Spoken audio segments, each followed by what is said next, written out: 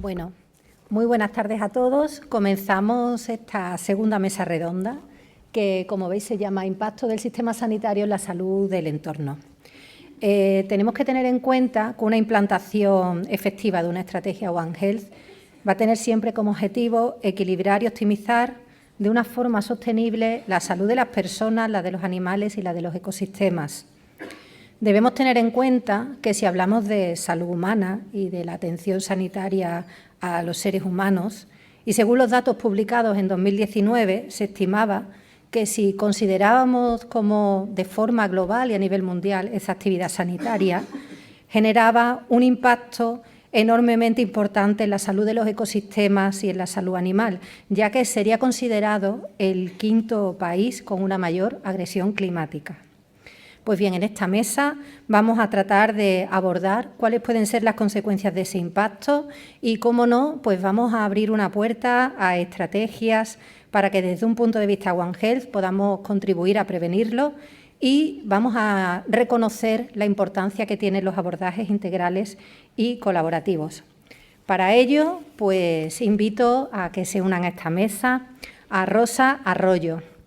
Rosa es vicepresidenta segunda del Consejo General de Colegios Oficiales de Médicos, es miembro del Grupo de Trabajo de Salud y Cambio Climático, oftalmóloga en el área sanitaria de Ferrol, presidenta de la Sociedad Gallega de Telemedicina y ha trabajado también como voluntaria médica en campañas en diferentes países. Invito también a que se una a esta mesa a Ricardo Boedo Facal, licenciado en Administración y Dirección de Empresas, director de Relaciones Corporativas en Medicinas Generales en GSK, responsable de fomentar alianzas estratégicas para una transición del sector de la salud hacia un modelo más resiliente a la emergencia climática. También invito a Pablo Barrenechea, que es director del área de acción climática de CODES. Pablo lidera iniciativas para la aceleración de la movilización de la acción climática.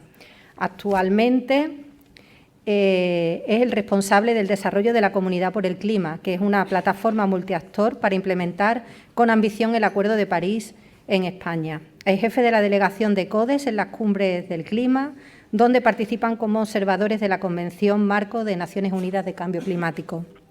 Invito también a Gorka Oribe Arroyo, catedrático de Farmacia y Tecnología Farmacéutica en la Universidad del País Vasco. Gorka, fundador de la empresa biotecnológica Geroa Diagnostics, pero también fundador de la Basque Sustainable Pharmacy y que lidera iniciativas de formación e investigación en el campo de la farmacontaminación. Es autor de numerosas publicaciones, más de 370, y responsable de múltiples proyectos en este campo. Y también solicito que se una a nosotros Héctor Tejero, responsable de Salud y Cambio Climático en el gabinete de la ministra de Sanidad. Héctor es también doctor en Bioquímica y Biología Molecular. Y muchas gracias por acompañarnos, Héctor. Y bueno, vamos a intentar pues ajustarnos al tiempo, recuperar lo que podamos.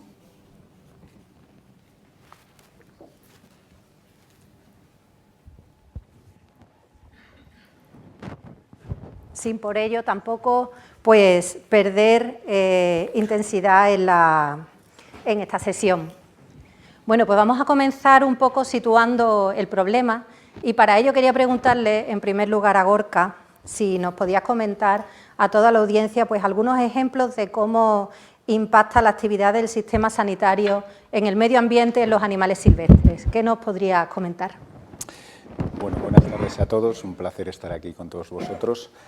Un ejemplo que es un ejemplo que me interesa, que llevamos estudiando y en el que llevo investigando pues más de 5 años, es precisamente el concepto de la farmacontaminación, ¿no? O la presencia y contaminación por parte de medicamentos a nivel medioambiental, algo que no es tan conocido porque para mucha gente el medicamento deja de tener una vida útil cuando sale del organismo, bien sea un animal o bien sea un ser humano. Pero hoy en día sabemos cosas que nos preocupan. De los 4.000 principios activos disponibles actualmente para salud humana y veterinaria, ya hay 1000 que han sido detectados y registrados en matrices medioambientales. Estoy hablando de ríos, estoy hablando de lagos, estoy hablando de tierras, lodos.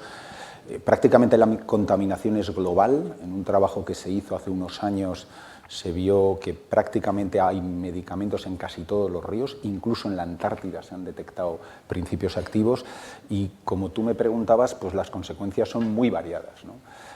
Quizás el caso más relevante y que más repercusión ha tenido a nivel mundial es pues, la práctica desaparición del buitre en el subcontinente indio.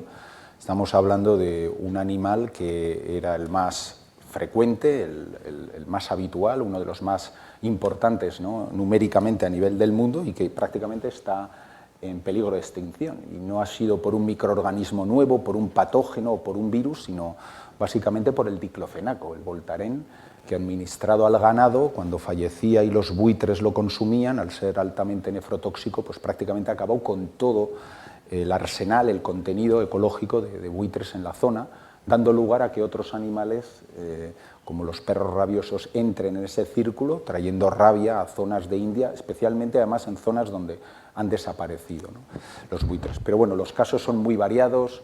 A nivel, por ejemplo, en Australia, en mamíferos como los ornitorrincos, se vio que tenían hasta la mitad de dosis de antidepresivo de un ser humano. Esto, por cierto, generó una alerta social, incluso un movimiento antipsiquiatría, con todo lo que son esas consecuencias, ¿no?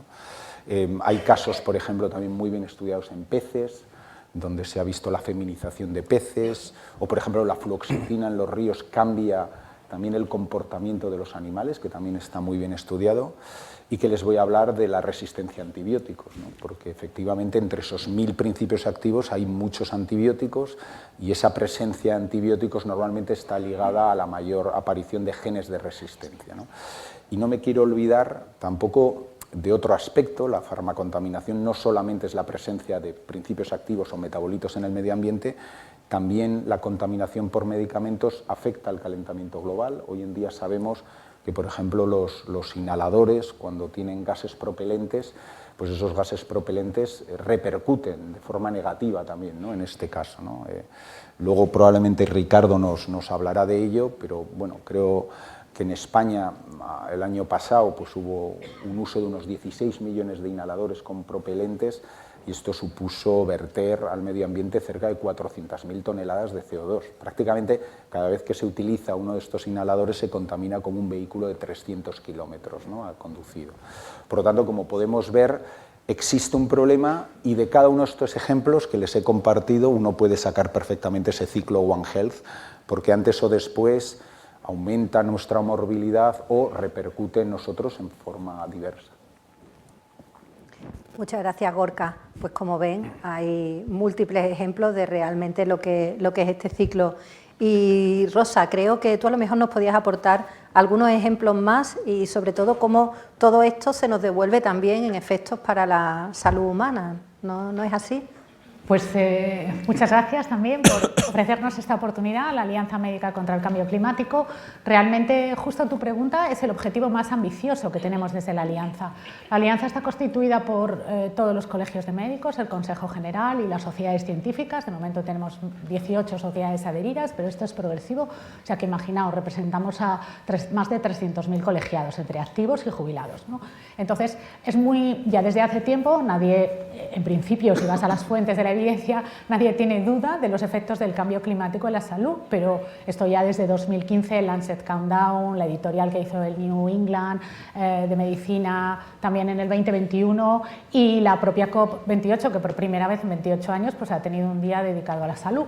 Pero bien es verdad que este efecto de, digamos, el rol que tenemos doble de cuidar, pero a su vez ejercemos un efecto deleterio sobre el medio ambiente, es muy complicado para nosotros. Por eso, digamos que nos lo tenemos que plantear y así tenemos que reaccionar toda la profesión a ello.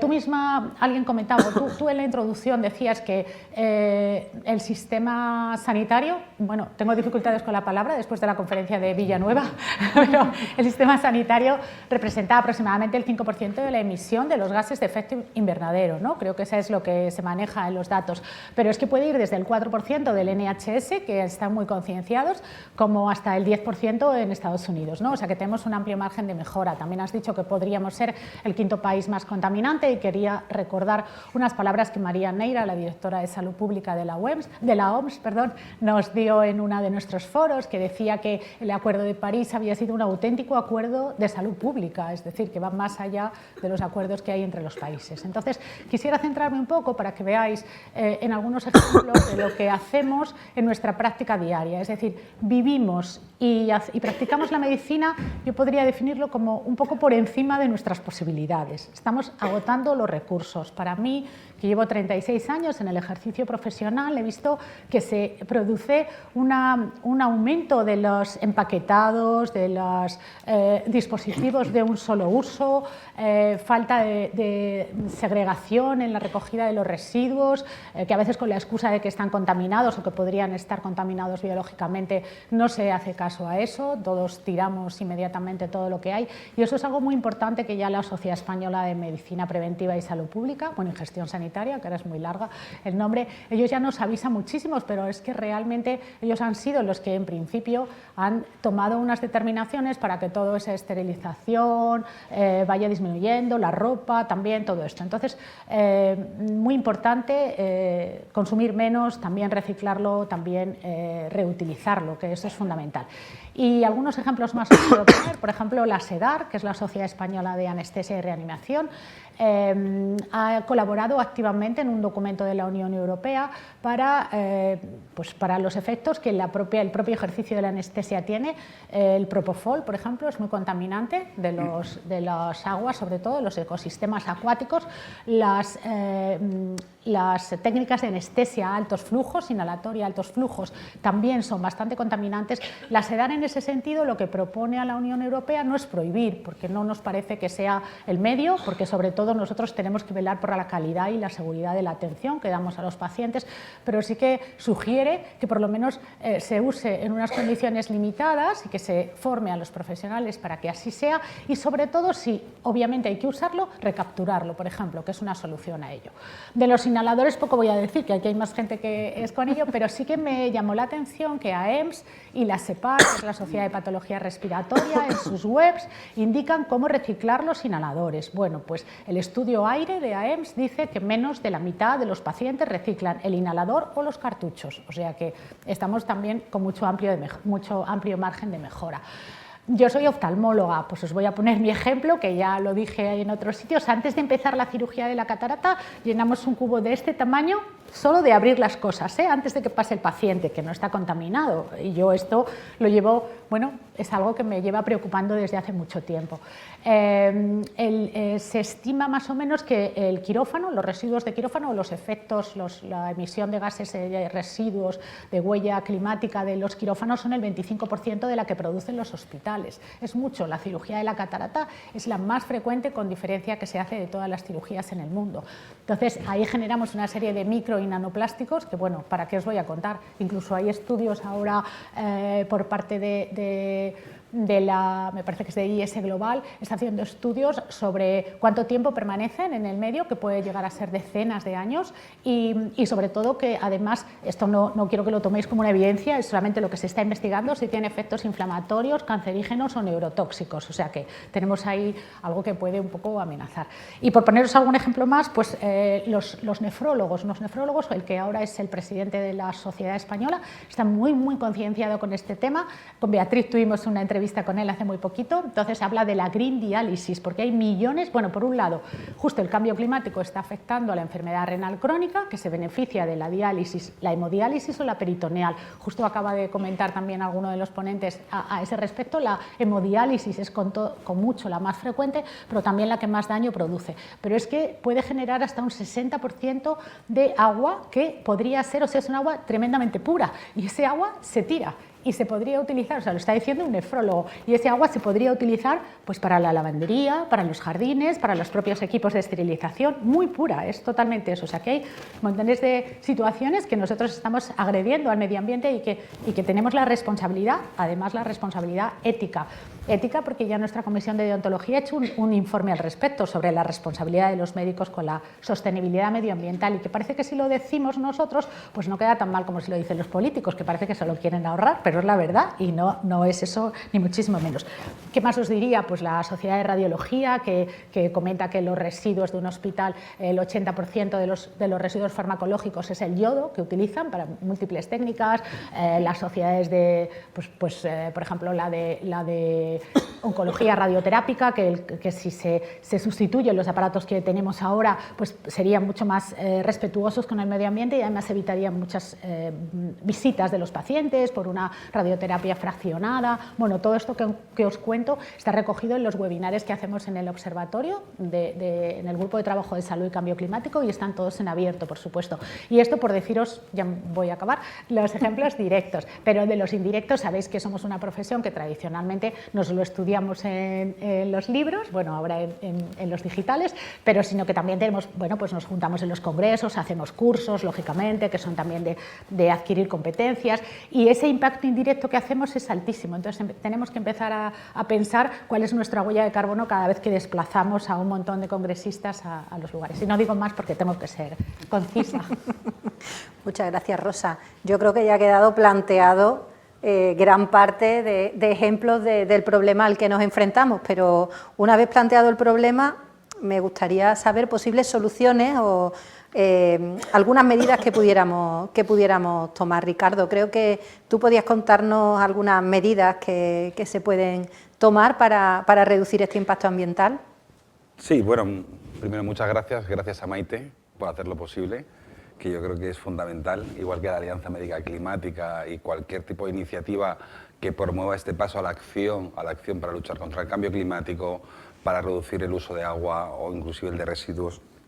Yo creo que es un paso y es un paso importante. Bueno, yo soy Ricardo Boedo, yo trabajo en una compañía, y dice, ¿qué hace una compañía farmacéutica en este foro? Yo creo que es importante. Lo más fácil de explicarlo de GSK es de la misma manera que lo hace mi hija. Dice, oye, papá, ¿qué cuento? ¿Qué es lo que haces? Pues mira, somos la compañía del Aumentine y somos la compañía del Ventolin. Con lo cual, todos los que estamos aquí en algún momento estamos socializados y ella se siente muy a gusto. Y está muy relacionado con lo que hemos hablado hoy de prevención. Después habrá una mesa de resistencias antimicrobianas.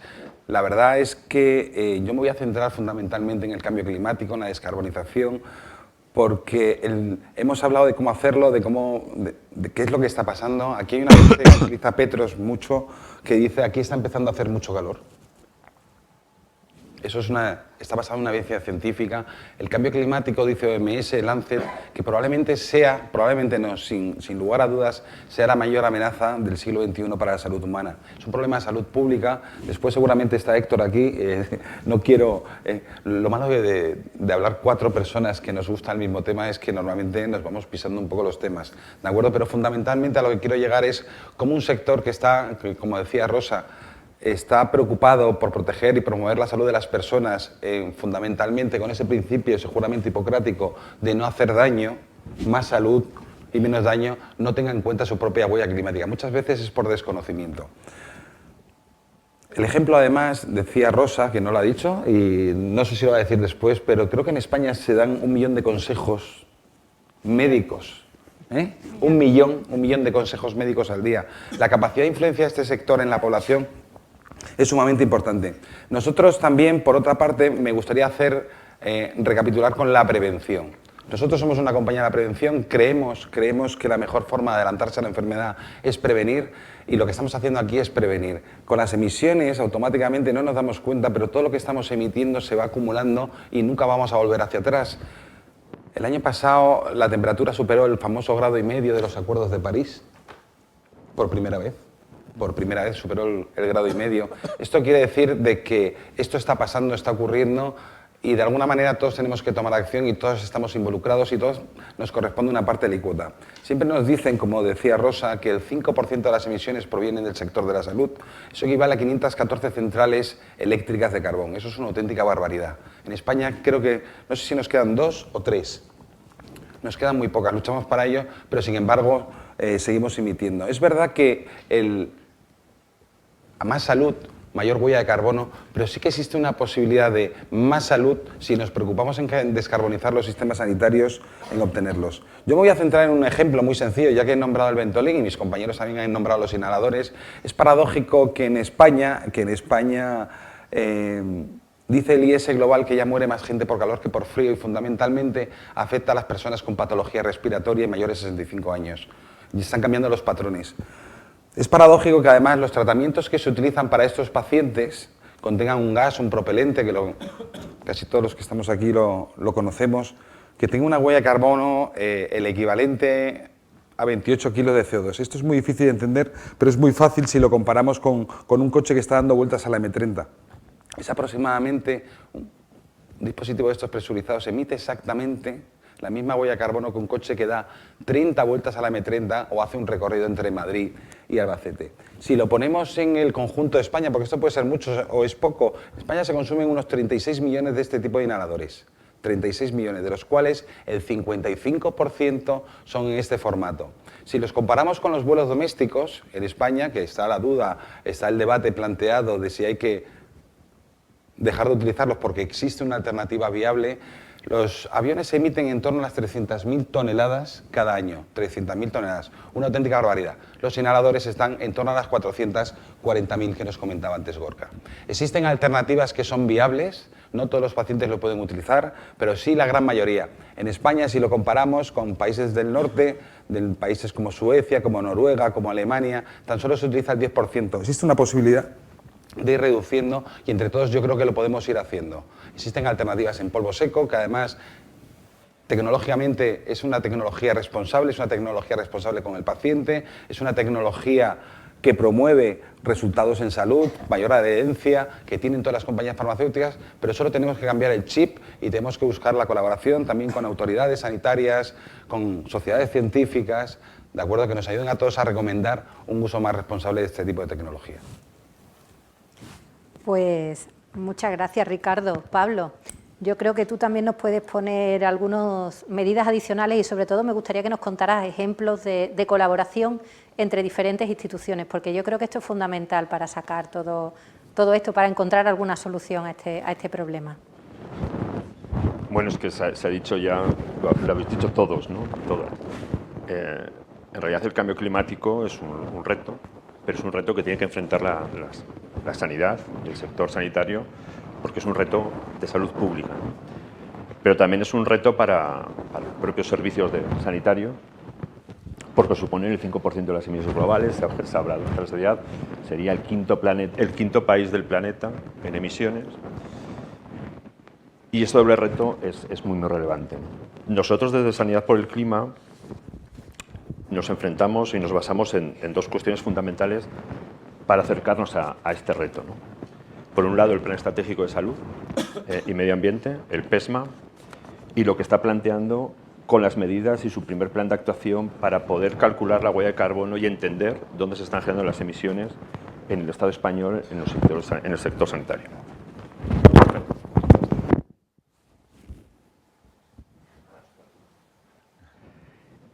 Y por otro lado, y como segunda opción, el compromiso que España, el plan que tiene España para que sus sistemas sanitarios consigan las emisiones netas cero a ser posible antes del año 2050, a través de la Alianza para la Acción Transformadora sobre el Cambio Climático y la Salud, ATACH, que promueve la Organización Mundial de la Salud. Este compromiso es fundamental porque tiene que marcar todo el proceso de desarrollo y descarbonización que requiere el sector sanitario para poder enfrentar a este problema que evidentemente es de salud. Yo tengo aquí unos datos, yo no tengo tanta memoria, Ricardo, los tengo aquí apuntados. En este momento hay más de 300 hospitales en el Estado español que están calculando la huella de carbono y están reportando al Ministerio de Sanidad esos datos. Y ese primer paso para saber dónde estamos afectando el cambio climático y cómo poder desarrollar, obviamente, planes de descarbonización. Tenemos que avanzar más rápido. No podemos ir al ritmo que vamos. Estamos hablando de emisiones netas cero a 2050. Bueno, estamos en 2024, parece que no es mucho tiempo, pero efectivamente tenemos que darnos prisa en ese trabajo. Y como te cojo la palabra, Héctor, de esta mañana, ya se están generando procesos de descarbonización en el Estado español, descarbonización delicada, decías, porque estamos hablando de los servicios sanitarios y obviamente cuando hablamos de descarbonización en este sector tenemos que tener en cuenta a los pacientes, ¿no? Tenemos varios ejemplos, muchos ejemplos ya. No voy a hablar de ejemplos que son excluyentes, simplemente apunto algunos, ¿no? El Hospital de Manises ha reducido sus emisiones en el alcance 1 y 2, las emisiones directas en un 70% en 7 años, con un ahorro de 4 millones de kilovatios y con un ahorro de más de medio millón de euros con los costes energéticos actuales, ¿no? Veo a Beatriz sentada aquí delante. El Sergas es un ejemplo. Hace un momento estaba en esta misma sala la consejera de Sanidad de Mallorca. Mismo Hospital de Mollet con un plan Net Zero en emisiones directas para el año 2030. El Sergas con su plan Net Zero, Servicio de Salud de Canarias. El área sanitaria de La Coruña, por ejemplo, está reduciendo el impacto del uso de gases anestésicos en su huella de carbono como primer paso para poder trabajar en el conjunto global del Sergas y reducir el alto impacto que generan los gases anestésicos. O el Hospital Clínico San Carlos, por ejemplo, aquí de Madrid, que a través del proyecto AIRE trabaja en la adecuación de los inhaladores para reducir los cartuchos presurizados. Pero en definitiva hay una clave de descarbonización, en esta descarbonización delicada, que es fundamental, que es la prevención. Cuantos menos enfermos vayamos a los hospitales, menos gases de efecto invernadero generarán nuestros servicios sanitarios. Con lo cual, quizás una de las medidas más efectivas que tienen los servicios sanitarios a disposición de la acción frente al cambio climático, precisamente, es eliminar el uso de los servicios sanitarios, ¿no? Y este es un tema fundamental que muchas veces pasamos desapercibido, pero que es clave también en todo el proceso. Muchas gracias, Pablo. Como veis, volvemos de nuevo a lo que habíamos visto en la mesa anterior, la prevención y la acción no solamente sanitaria a la enfermedad, sino la búsqueda de la salud. Y bueno, pues tenemos aquí con nosotros a Héctor desde el Ministerio y precisamente tu puesto, tu ámbito de trabajo está relacionado con o tiene como objetivo todo lo que estamos hablando. ¿Y cómo propone el Ministerio de Sanidad impulsar esta acción frente al cambio climático en los servicios sanitarios? ¿Qué propuestas tenéis? Bueno, lo primero, muchas gracias por la plataforma One Health, a Maite por organizarlo, por invitarme hoy aquí, que además volver a la Complu, hice la tesis ahí en el Departamento de Biología, Bioquímica y Biología Molecular 1 hace ya unos cuantos años. Siempre es un placer volver a no a la facultad, pero sí a la universidad. Nosotros en el Ministerio tenemos como dos grandes líneas, ¿no? Voy a empezar por la que siempre ha sido la hermana pobre de la lucha contra el cambio climático, que es la adaptación, pero que cada vez está teniendo más importancia. Y en ese sentido, junto al Ministerio de Transición Ecológica y el Ministerio de Ciencia, estamos impulsando el Observatorio de Salud y Cambio Climático, ¿no? Que es un proyecto que empezó la legislatura anterior y que nosotros el equipo actual ministerial ha acogido, y cuya principal tarea es lo que nos está, digamos, llevando ahora más trabajo, porque viene el verano y bueno, todos sabemos los veranos están siendo complicados. Nuestra tarea principal es acabar de desarrollar el plan de calor, el plan de adaptación a temperaturas extremas, que es un plan referente a nivel global, porque España lleva 20 años con el plan de calor y lo seguimos mejorando continuamente, ¿no? Y también una cosa muy importante, que estamos colaborando con la Alianza Médica con el Cambio Climático, que es conseguir mejorar nuestra comunicación y la capacitación, comunicar mejor los riesgos en salud del cambio climático y aumentar la capacitación de los profesionales sanitarios para, por un lado, que comuniquen mejor estos riesgos a la población general, a la población vulnerable, pero también, como decía Gonzalo, ¿no? Este millón de comunicaciones que hacen los médicos, convertir a los médicos en comunicadores climáticos, ¿no? Que ellos comuniquen tanto los impactos que tienen en salud como también la necesidad de la transición ecológica, ¿no? Que ahora ya estamos hablando tanto del impacto del cambio climático en la salud, no podemos negar que la transición ecológica en el fondo es una política de salud pública en última instancia.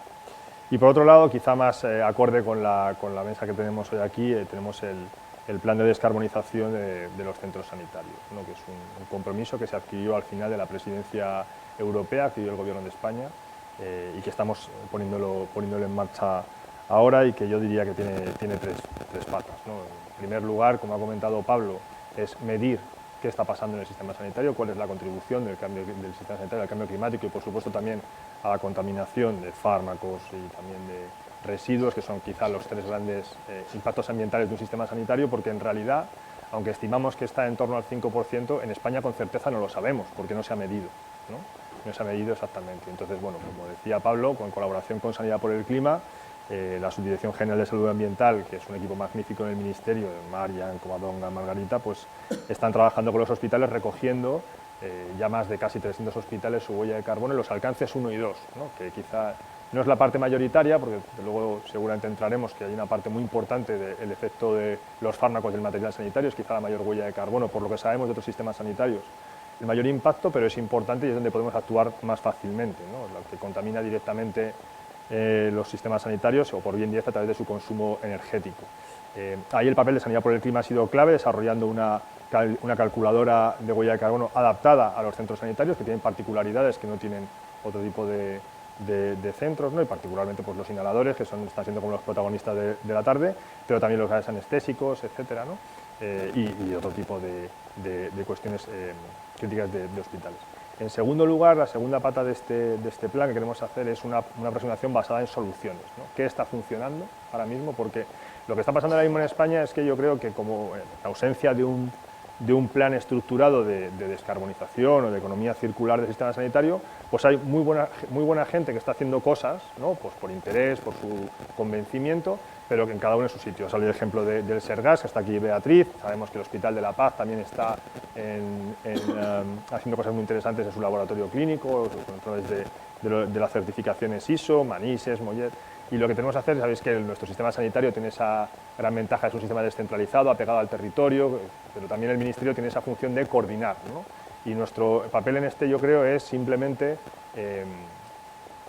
digamos, recoger todo lo que se está haciendo muy bien en muchos sitios, darlo a conocer y ayudar a, digamos, a quien tiene menos experiencia o tiene menos conciencia. Y creo que esa es la labor del Ministerio de Sanidad, esa tarea de coordinación y cohesión que nos guarda la ley.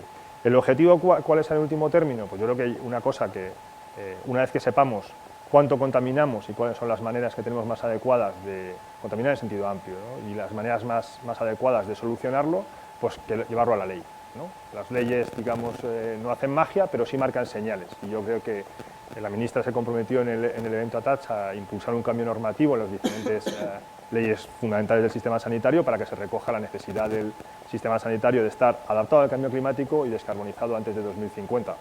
¿Qué fecha? Pues cuando tengamos los datos lo fijaremos, ¿no? Pero creo que esa es como la principal tarea que tiene las dos vías que nos planteamos del Ministerio de Sanidad para luchar contra el cambio climático, ¿no? Que es, como se ha dicho varias veces, tiene una contribución alta, que además es bastante desconocida. Yo siempre lo estoy contando, yo lo he contado 2 veces, lo cuento más veces. Yo he sido activista climático 10 años y cuando leí el tema de los inhaladores y el impacto y el 5% de la huella de carbono del sistema sanitario global, me impresionó bastante, ¿no? Y más aún, como ha dicho Rosa, en un sistema cuya tarea fundamental es cuidar y curar, ¿no? Por así decirlo. Entonces, esta idea de primero no hacer daño es casi lo que tenemos que poner delante, ¿no? Pues muchas gracias, Héctor. Desde luego es todo un reto y quería, si podías, a lo mejor, porque claro, esta transformación, descarbonización que va a requerirse, lógicamente, en la industria farmacéutica, en los hospitales, en general en los sistemas sanitarios, va a ser compleja para los actores que tengan que abordarla. El Ministerio ¿cómo apoyará a todos estos sectores, no solo hospitales, por ejemplo, industrias? Porque creo que aquí la colaboración de todos va a ser fundamental para lograr este objetivo.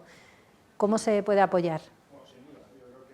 Nuestro sistema de salud es un sistema complejo, con muchos actores todos ellos relevantes, y yo creo que la tarea del Ministerio ahí es un poco liderar, ¿no? O sea, marcar un camino en el cual el resto de actores, que son los que al final van a tener que hacer las cosas, porque son los hospitales, son las comunidades, son las industrias farmacéuticas, pues nosotros queremos marcar ese camino para ayudar y para guiar y marcar, digamos, hacia dónde se deben hacer las cosas. No lo he comentado antes, pero tenemos que replantearnos, ¿no? Una buena parte de la huella de carbono en el sistema de salud son la compra, los fármacos, ¿no? Y yo creo que ahí hay una oportunidad para que a través de trabajando en común, sistema sanitario, ministerio, comunidades y farmacéuticas, que los que están llamando fármacos verdes, pues sea una oportunidad, digamos, los sistemas sanitarios puedan, digamos, darle la señal a las farmacéuticas, que muchas de ellas ya están haciendo por su cuenta, prácticas de descarbonización y también, ¿por qué no?, que eso se pueda convertir como una ventaja competitiva de las farmacéuticas españolas, ¿no? Porque yo creo que todos los sistemas, el NHS, el sistema británico, está marcando el camino con la compra verde, pero todos vamos a ir detrás. Esto hay que tener un poco en cuenta que en cualquier, sean los hospitales, sean, digamos, el sistema de salud, los coches, todo se va a acabar descarbonizando. Y ahí lo que yo creo que tiene que hacer es las administraciones públicas es, bueno, decir, este es el camino y por aquí tenemos que ir y acompañar y ayudar, ¿no? Y como decía Pablo, nuestra visión es un poco también trasladar a la sociedad a la vez ese impacto grande que tienen los sistemas de salud a nivel de contaminación, tanto huella de carbono, residuos, consumo de agua, farmacontaminación que decía Gorka, pero también mostrar las peculiaridades del sistema sanitario, ¿no? Esto que estamos hablando, que decía antes Pablo, de lo que yo llamo la descarbonización delicada, ¿no? O sea, es un sistema en el cual no te puedes permitir tener problemas, ¿no? No puede haber un fallo en la calidad asistencial, no puede haber un desabastecimiento de fármacos, y yo creo que eso hay que tenerlo en cuenta y el Ministerio es muy consciente de que dentro de que se tiene que hacer con rapidez, se tiene que hacer de forma ordenada, pero siempre con la calidad asistencial y el paciente, en este caso porque hablamos de centros sanitarios, ¿no? Pero también se podría decir con la salud pública en el centro de la descarbonización, ¿no? Y ahí creo que esa labor de marcar camino, de ayudar, de acompañar y también de priorizar qué tareas son y de encontrar esas estructuras de gobernanza o esos puntos de encuentro entre los diferentes agentes del sector, creo que es una labor que el Ministerio de Sanidad puede y quiere hacer, desde luego. Pues muchas gracias. Creo que desde luego hay un camino a la esperanza, es un camino difícil, porque entiendo que cambiar la forma de trabajar, el objetivo merece la pena, pero hay que hacer comprender a la sociedad que ese cambio merece la pena.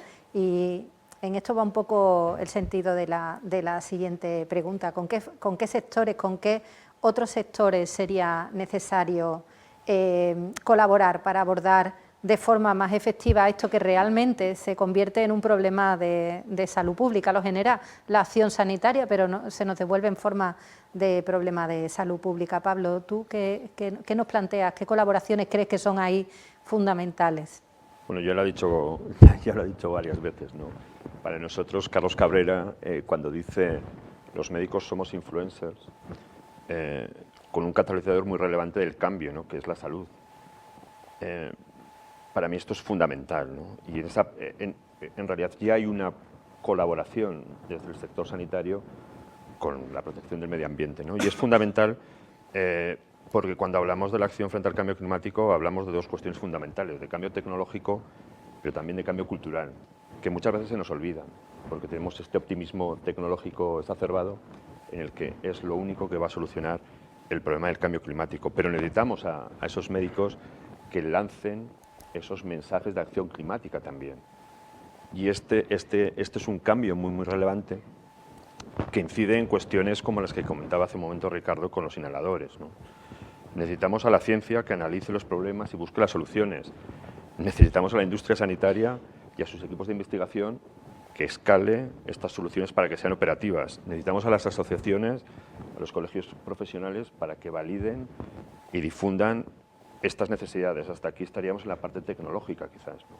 Pero necesitamos el cambio cultural, necesitamos a los médicos que prescriban esos fármacos nuevos, en este caso, que no implican gases de efecto invernadero, a las asociaciones de pacientes que comuniquen que estos cambios no van a generar un problema, y aquí estamos hablando del cambio cultural, no va a haber un problema con los cambios que ya tenemos, a los medios de comunicación que apoyen estos procesos con tranquilidad, sin generar alarma, y por supuesto, como ha dicho Héctor, a las administraciones públicas que modifiquen la legislación para promover esos cambios. Para nosotros hay una cuestión que no la entendemos y lo hemos comentado varias veces, ¿no?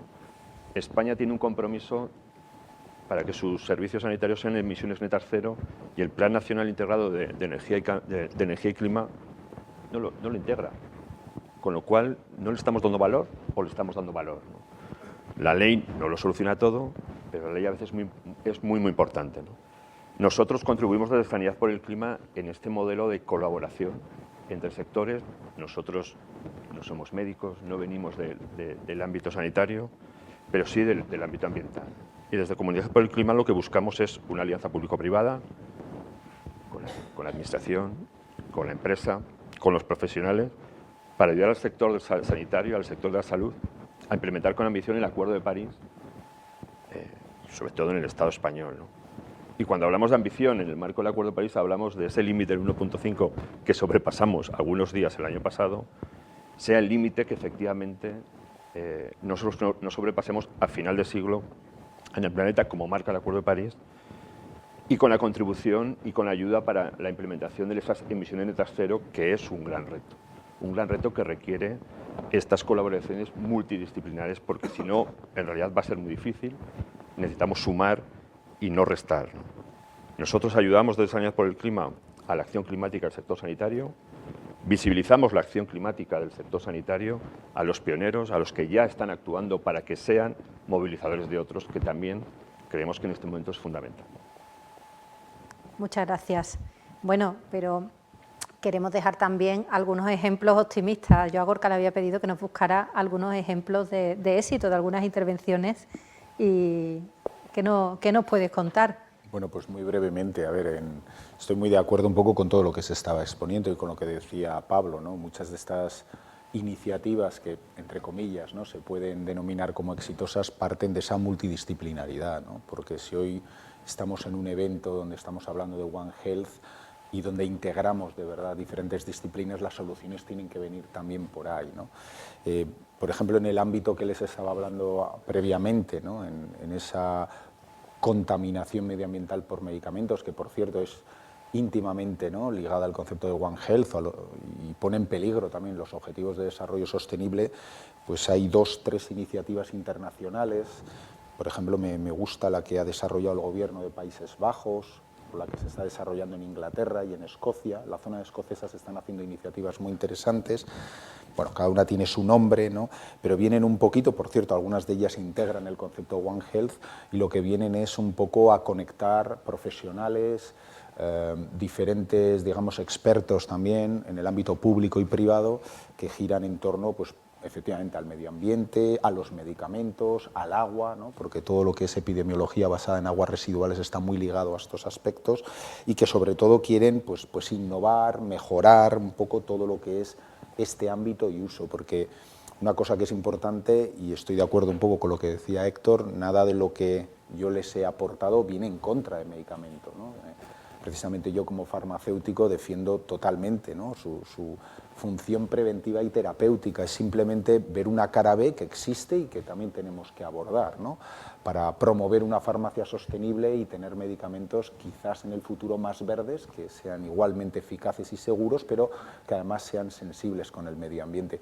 Y hay, aunque es muy humilde, llevamos nosotros también 6 o 7 años en el País Vasco con una iniciativa que hemos querido llamar precisamente farmacia sostenible, por verle ese punto, ¿no?, constructivo y positivo, y que integra investigación, integra desarrollo tecnológico, que muchas veces está ligado a las soluciones, pero sobre todo integra comunicación, ¿no?, formación, docencia, porque es que mucha gente no conoce, ¿no?, este problema, ¿no? Prácticamente en nuestro ámbito sanitario un 70, 80, 90% no ha oído nunca hablar de este tema y ese debe de ser el primer punto, pues, para realizar luego acciones positivas. Muchas gracias, Gorka. Me ha llamado mucho la atención cuando Gorka nos ha explicado el primer ejemplo del diclofenaco, que este diclofenaco provenía como de un medicamento usado en veterinaria, en granjas de animales. Esto nos lleva un poco de nuevo a este ciclo One Health.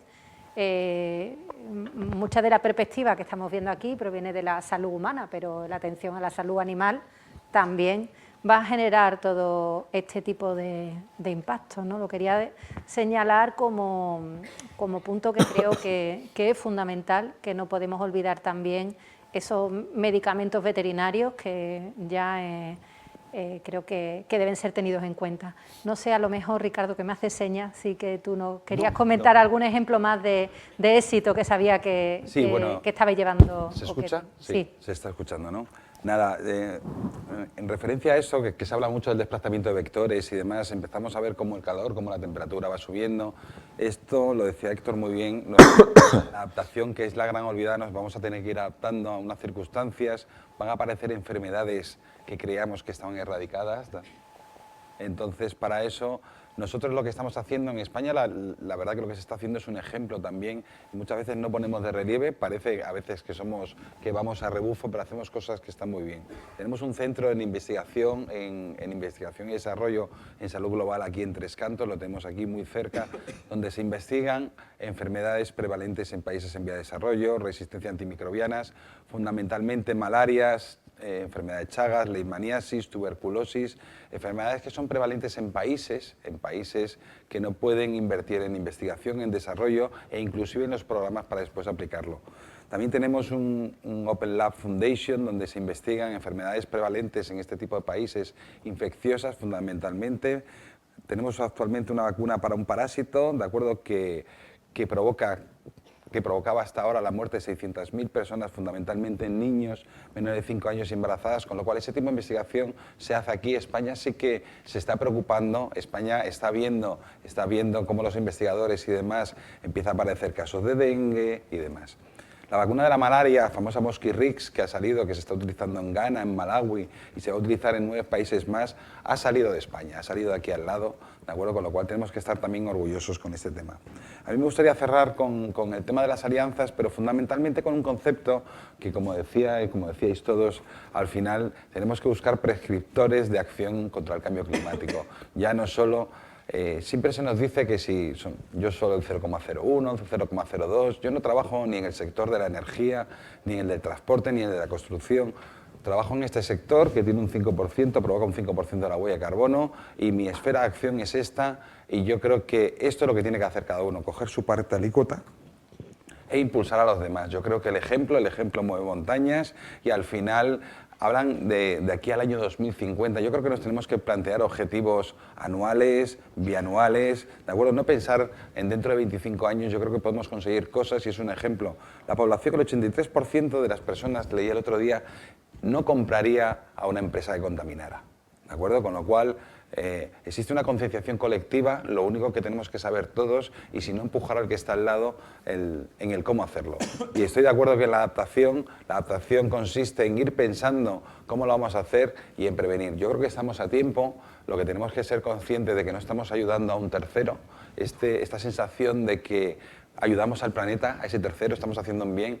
El planeta vivía sin nosotros y seguirá viviendo sin nosotros, con lo cual vamos a plantearlo como un problema de salud y para poder seguir viviendo con la misma calidad que hemos vivido hasta ahora. Gracias. Muchas gracias, Ricardo. Y bueno, ya para terminar, Rosa, nos queda una última pregunta. ¿Cómo realmente, a mí la verdad que la Alianza Médica contra el Cambio Climático me parece un trabajo soberbio, impresionante?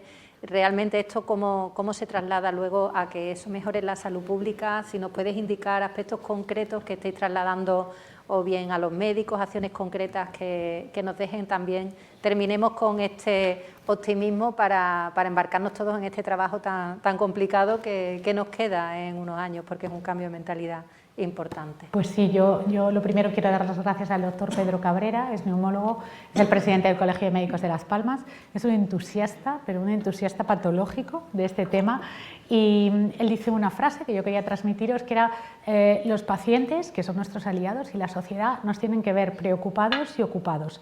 Cuando les hagamos ver que esto es tan grave como el tabaco, que ya casi estábamos acabando con ello, o sea, aquí nunca acabamos con todo, cuando les hagamos ver eso, que es tan grave para la salud como el tabaco, empezarán a pensar que algo pasa, que eso es muy importante.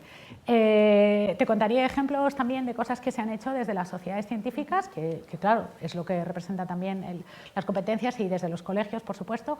Por ejemplo, la Fundación Española del Corazón, que depende de la Sociedad Española de Cardiología, muy potente, aparte de que mide su huella de carbono, mitiga, planta después árboles, se preocupa de que las instalaciones que contraten sean ecosostenibles y todas esas cosas, está haciendo dos cosas. Una es una investigación en unión con el Ministerio de Transición Ecológica. Desde 2016 se están cruzando datos de todos los ingresos que se han producido en las unidades de cardiología, o sea, hospitalarias, para compararlos con el nivel de humidificación, contaminación, partículas de pequeño y mediano tamaño.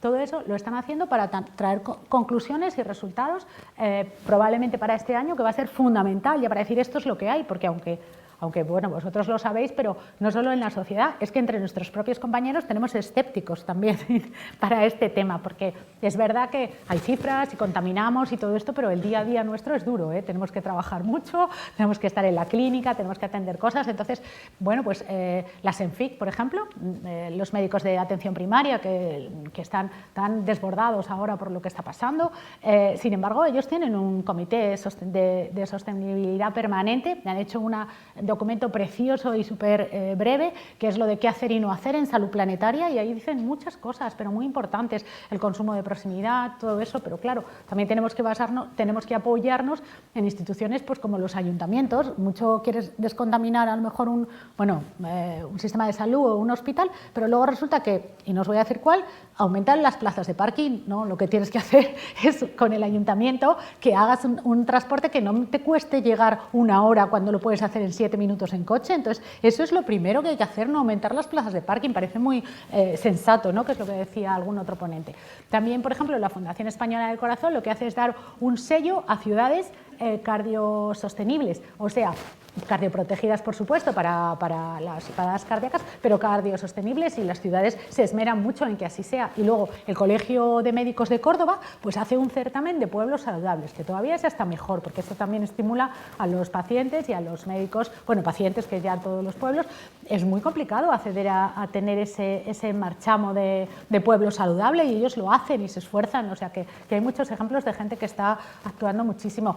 Hemos quedado con la Conferencia Nacional de Decanos para que ya va a participar también otro de los miembros de la Alianza Médica contra el Cambio Climático, con Germán, que va a ser en Alicante su congreso, y ya va a hablar para que podamos introducir desde el grado, o sea que sería ya en el grado, en la formación sanitaria especializada y también en la formación médica continuada, como que es lo que hacemos nosotros. Y yo creo que eso es poco a poco ir dando pasitos. Estos son ejemplos, no sé si me dejo alguno más. Pues sí, por ejemplo, uno muy importante que es con todos los sectores, porque claro, nosotros no sabemos medir la huella de carbono.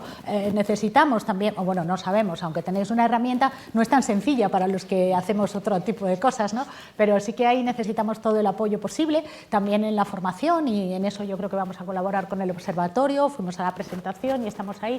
Entonces es muy importante que nos apoyemos todos los sectores, que demos una idea de que estamos juntos en esto, yo creo que es lo fundamental, y desde luego, más que cifras, yo creo que es decirle a la gente, estamos preocupados, pero nos tenéis ahí, y de verdad que la sensibilización al final hará mella. Yo creo que eso es más importante, y sobre todo entender que hay que cambiar la cultura, que eso es fundamental, y tenemos que trabajar toda la cadena de suministros, los fabricantes, los distribuidores, la compra única, nosotros mismos. Entonces, bueno, ahí poco a poco, más interés en que nos concienciemos que en prohibir o que en alarmar. Bueno, pues como hemos recuperado 1 minuto y medio, qué barbaridad. Por lo menos hemos sido puntuales. Yo creo que con esto ha quedado claro una problemática, lo que se está haciendo, hacia dónde tenemos que ir, el gran trabajo que nos queda por hacer y el gran trabajo que hacen todas las personas que nos han acompañado para animarnos a todos a seguir trabajando para que el impacto de nuestra salud, de cuidar nuestra salud, pues mejor dicho, de atender a nuestra enfermedad, ¿no? De prevenir esa enfermedad, pues no repercuta y acabe dañándonos no solo a nosotros, sino también al mundo en el que vivimos. Así que, bueno, pues os pido un aplauso para todos ellos.